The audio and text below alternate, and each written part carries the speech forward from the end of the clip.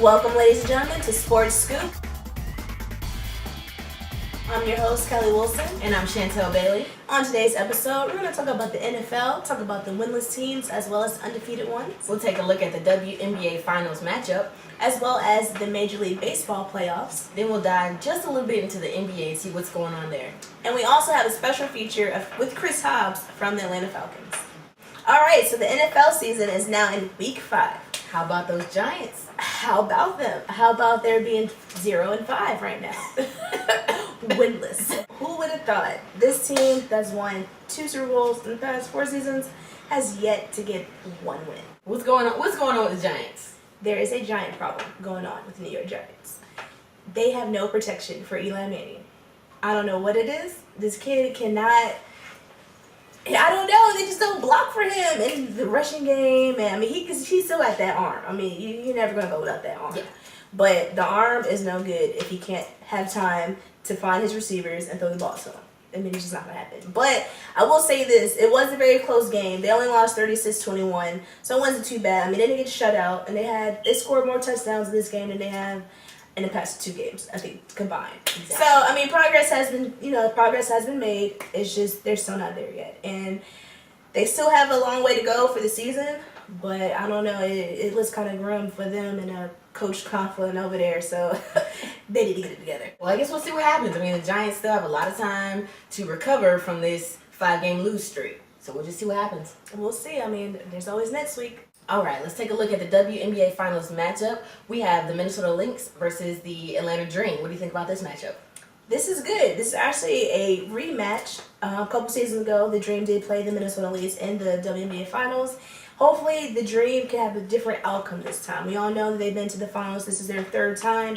They're 0-2 as of now, but you never know. 3rd time may be the charm for them. Yeah, what do you think? I think this is going to be a great series. We're at 5 games. The first 2 are in Minnesota. You've got MVP runner-up Maya Moore and power player Simone Augustus, who definitely have that passion. They definitely want to get their 2nd title.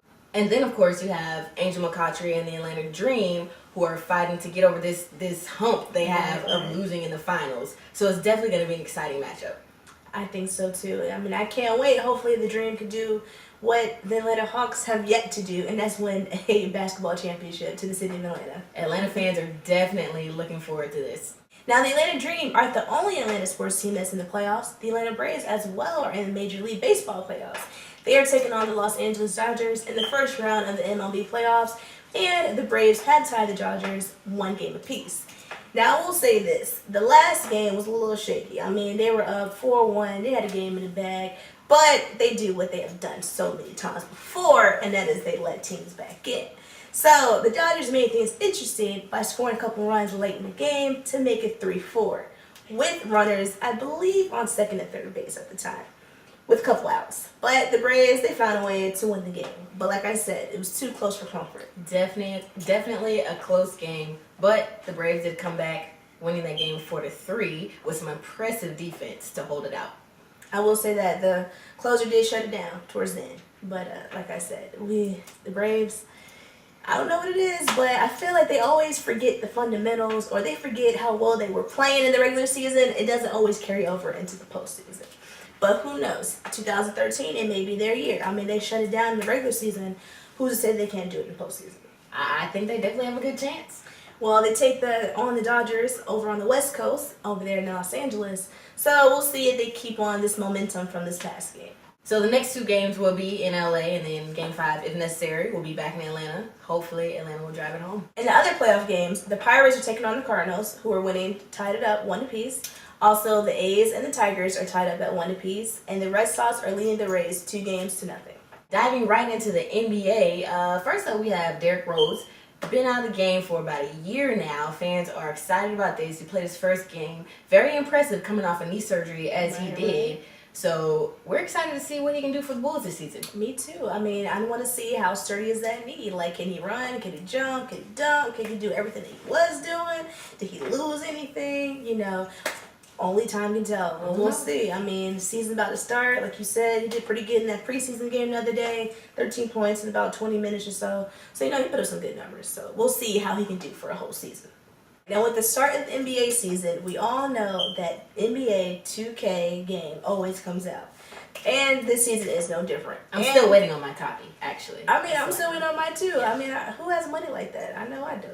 But with this NBA 2K14 game, Michael Jordan, who we all know as his Airness, Michael Air Jordan, the greatest of all time, number 23, he has came out with some bold statements. But, coming from Michael the greatest, we can't help but listen and, hear what he has to say. And he's been talking about what players he can beat during his prime and their prime. And on those list of stars, none other than your boy LeBron James was on there. Of course, LeBron. As well as one player that Michael Jordan says he probably couldn't be able to beat.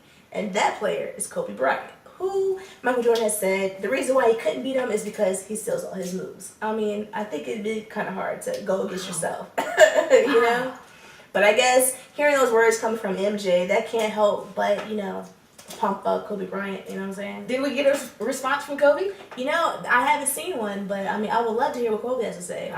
Those are two players that I would love to see go head-to-head, regardless. Oh, yeah. I think we would all love to see that. Yes. I'm putting my money on Michael, but... any day. It still would be interesting to watch. Also, another NBA legend, Kareem Abdul-Jabbar, has some things to say to Dwight Howard. He basically gave him a message about how Dwight needs to develop more basketball IQ. Now, coming from Kareem, I would take that as something, okay, I need to work on this. This is coming from one of the greatest as well. I would take this and work on it. Right, but Dwight, he didn't really take it so well. So he felt some type of way. He was feeling some type of way. If I was Dwight, I would definitely look to Kareem and see if he can help him with his game. Because one of the things that Kareem mentioned is he doesn't have a go-to move. He doesn't have a go-to move on offense or on defense. So Kareem was saying when he's coaching other players to play against Dwight, it's easy for him. Because he already knows what he's going to do. That's true. I heard from a old NBA legend, I believe it was Charles Barkley, who said this back in the day. All you need is a good couple, 2 or 3 moves in that post, and you're done. You're good. That's it. So, Dwight, like we said, don't always take criticism so hard. Sometimes it's there to help you out. Let's talk about the Miami Heat. So, they had a little visit today. Okay. From none other than another great. Another GOAT. Oh, snap. Floyd Mayweather Jr. himself. Money man, money team. Floyd, Boston heavyweight, Boston King. What business does he have on the basketball court? That's what a lot of people want to know. It's interesting. But he actually came to the practice facility to kind of deliver some power messages to Miami, seeing as how they're seeking their 3rd title. Okay. And Mayweather has not lost a game. 45-0. So he just thought he would go over, give him some confidence, give him some motivation, and talk about how, teams and players in these positions, they're always going to have people chomping at them, trying to knock the title away from them. So he figured he can go out and help the team. And everyone on the team seemed to really appreciate it. That's what's up. Hey, if it works in one sport, who's to say it can't work in another sport? Of course. And up next, we have a Sports Scoop exclusive. We met up with Atlanta Falcons scouting intern Chris Hobbs. So let's take a look. All right, so Chris, tell us about how you started your passion for sports. How did that come about? Well, I think my passion came from my parents. My father, he played running back at the University of Miami. Okay. And my mother, she played basketball in high school. So seeing that your dad was a running back, have you always been or trying to follow his footsteps as far as being on the offensive side of the ball? Somewhat, but at the same time, him being a running back allowed him to kind of give me a better perspective on what I should do. He actually encouraged me to play on the defensive side of the ball, saying that their careers last a little bit longer. So you played at Stanford University. I did. So can you tell us about your time over there? Yeah, well, Stanford, it was kind of odd how they recruited me, actually. They showed up to my school out of the blue. Coach wanted to talk to me. It was funny when he talked to me. I actually had a throwback football jersey on backwards, so I know he probably didn't think I was Stanford material off the bat. But when I went out there, it was definitely an adjustment for me. That was my first time in California, period. It took me a year to get adjusted, but I did have that redshirt year as well. Went through a lot of different obstacles. Had hernia surgery my freshman year. Different coach every year I was out there. So it was kind of a different adjustment from what I was used to in high school. One last question about this Stanford career over there. What was your most, I guess, memorable moment or memorable play that you had while you were over there? It had to be when we beat USC. I believe that was the 2007 season. They were ranked number 1 in the nation. I think we were 36-point underdogs or something like that. And we played at USC. Went in there, actually had my best game that game. It was just a crazy experience. So I see you got all this Falcons gear on. Does this have anything to do with what you're currently doing right now? It does. I just recently accepted a position in the player personnel department with the Falcons. I'm currently a scouting intern. But what I do is I break down the college film that we have of different players, D1 guys, even other free agents in the NFL. I break that down, kind of get it ready for our GM, and I direct their player personnel when they're ready to look at it. Keep track of all the news going on in the league, all the injuries going on in the league. When we bring in a guy for a workout to see if we're going to sign him or not, I'm responsible for all that. During these recruitment sessions, what kind of characteristics are you all looking for in these athletes besides from their ability on the field? Well, I think that's where the Falcons organization definitely differs from other organizations in the league. The Falcons are big on character. Big on character. If a guy has too many red flags, as you call it, they won't bring him in. So no Pac-Man Jones type player? No, Pac-Man Jones. As much as I like him as a player, I'm sorry to say they probably will not bring him in. They look for guys who can fit in well with the other members of the team in the locker room, guys who are coachable, guys who can pay attention and pay attention to detail. So just a number of different things. If there was one player that you could recruit from the Falcons, whether they be currently NFL players on other teams or free agents, who would that one person be and why? That is a good question. I don't think I've ever been asked that question. Sports speak first. Peyton Manning, what he's been able to do against other teams this year, and just how easy he makes it look in general. He is a true surgeon, as they call it. He makes it look easy. You know, it's not supposed to look that easy. And we're talking about the best football players in the entire country. And you know, kind of what he has done in Denver and even in Indianapolis before that is amazing. For all our viewers out there that are currently in graduate school and undergraduate school, what kind of advice would you give them as they try to, pursue their dream of having a career in sports, as well as what kind of advice has been given to you to get to where you are right now? Definitely network. You want to make all the connections that you have, especially in the sports industry. What I've come to see is that it is a very close industry. You know, everybody knows everybody. So you want to make all the connections that you can.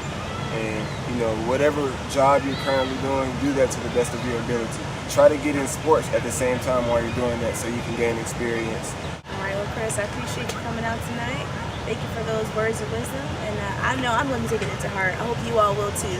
Thank you so much. Last but not least, we have our hottie of the week. And this week is none other than Dallas Cowboys starting wide receiver, Dez Bryant.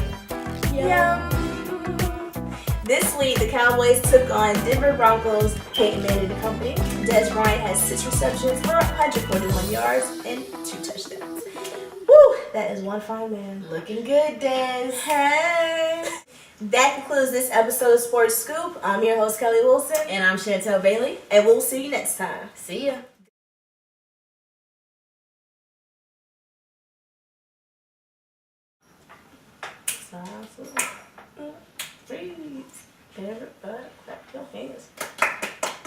Let's talk about football. What? Can you not be coming back and forth? Thank you. She said, excuse me. Put your glasses on. Hair down. Girl, get them ears shut. We're on in 5,